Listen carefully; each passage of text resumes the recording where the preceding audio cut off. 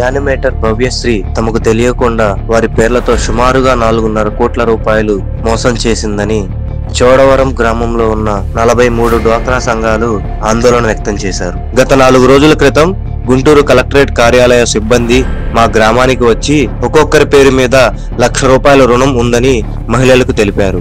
ఈ సంఘటన విని స్పందించిన మహిళలు మేము ఎటువంటి రుణం తీసుకోలేదని నల్లపాడు పోలీస్ స్టేషన్ కు వెళ్లి కంప్లైంట్ ఇవ్వడం జరిగిందని ఇంతవరకు ఎటువంటి చర్యలు తీసుకోలేదని తమ ఆవేదన వ్యక్తం చేశారు.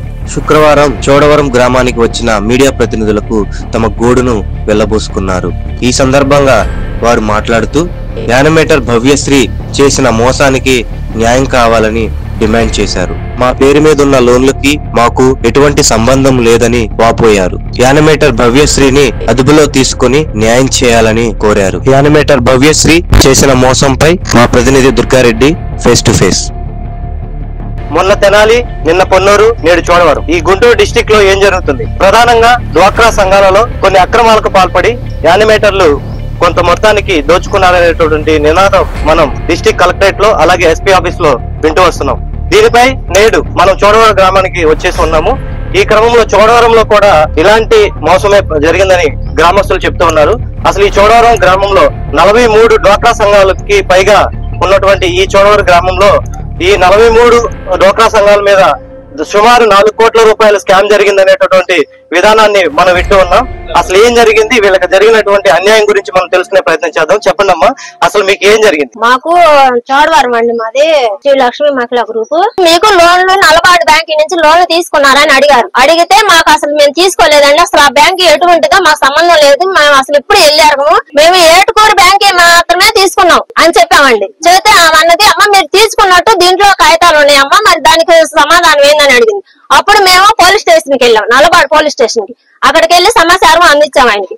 అందించిన తర్వాత ఆయన అన్నాడు నేను చర్య తీసుకుంటానన్నాడు. ఇంతమటికి ఏమీ మాకు తెలియలేదు.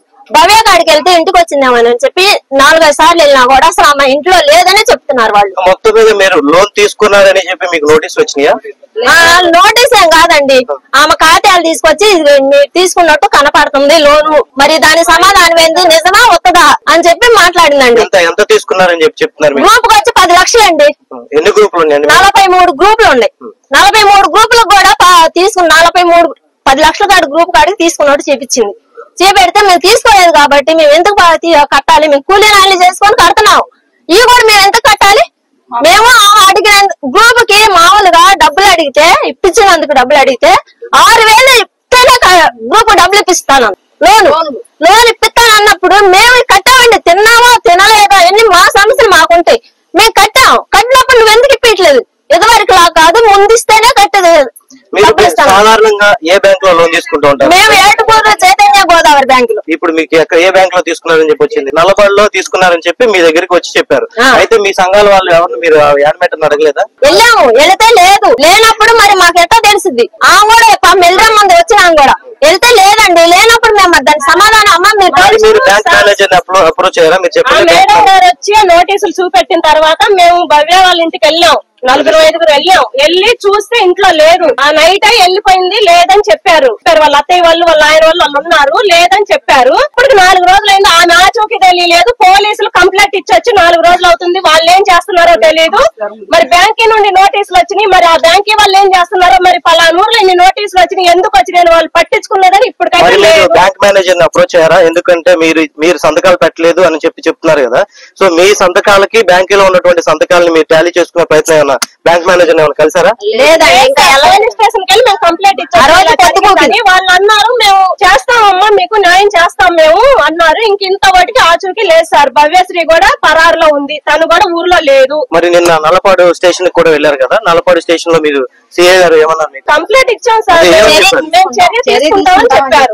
తీసుకొస్తాము, ఆమెను తీసుకొస్తాము, మీకు న్యాయం చేస్తామని చెప్పారు. ఇంతవరకు ఎవరు వచ్చి చూసిన వాళ్ళు లేరు మా కళ్ళే. మేమందరం పొలం పని చేసుకుని బతికేవాళ్ళే సార్, మేమందరం కూడా, మాకేం జాబులు కాదు. భవ్యశ్రీ అనే ఆమె మాత్రం మమ్మల్ని చాలా ఫ్రాడ్ చేసింది. భవ్యశ్రీ మా యాన్మెట్ 20లో ఎన్నుకున్నాము. 21లో నల్లపాడు బ్యాంక్ జీడీసీ బ్యాంక్ లో తీసుకున్నారని మేడం గారు వచ్చారు.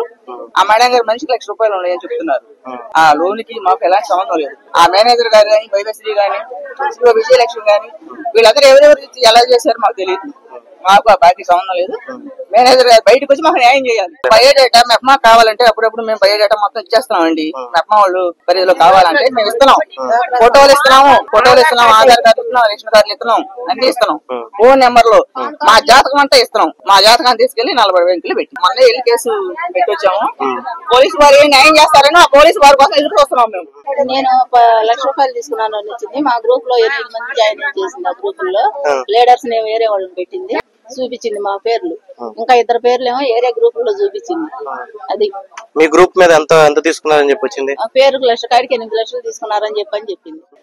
ఇది మొత్తంగా గుంటూరు చోడవరం గ్రామంలో జరిగినటువంటి సంభాషణ. మొత్తం మీద 43 డ్వాక్రా సంఘాలకు దాదాపుగా 4 కోట్లకు పైగా వసూలు చేశారనేటటువంటి ఆరోపణ వింటూ ఉన్నాం. వీళ్ళ సంతకాలు, వీళ్ళ పరిధి, వీళ్ళ పరిమితులు లేకుండానే లోన్ తీసుకున్నారనేటటువంటి ఆరోపణలు వీళ్ళ దగ్గర నుంచి వస్తున్నాం. నల్లపాడు పోలీస్ స్టేషన్ లో కంప్లైంట్ ఇచ్చినా ఎటువంటి చర్యలు తీసుకోలేదని డ్వాక్రా సంఘాలు తెలియజేస్తున్నారు. కెమెరామెన్ శశితో దుర్గా, చోడవరం.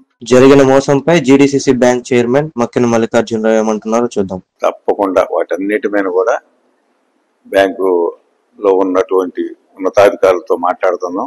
త్వరలోనే తప్పనిసరిగా వాటి ఆప్కాబ్ చైర్మన్ గారితో కూడా మాట్లాడి తప్పనిసరిగా ఎవరు ఇక్కడ దోషులుగా తేలినా, ఎవరు దీన్ని బ్యాంకుకి ఇబ్బంది కలిగించినా అందరి మీద చర్యలు తీసుకుంటాం. ఇందులో ఎటువంటి మొహమాటం లేదు.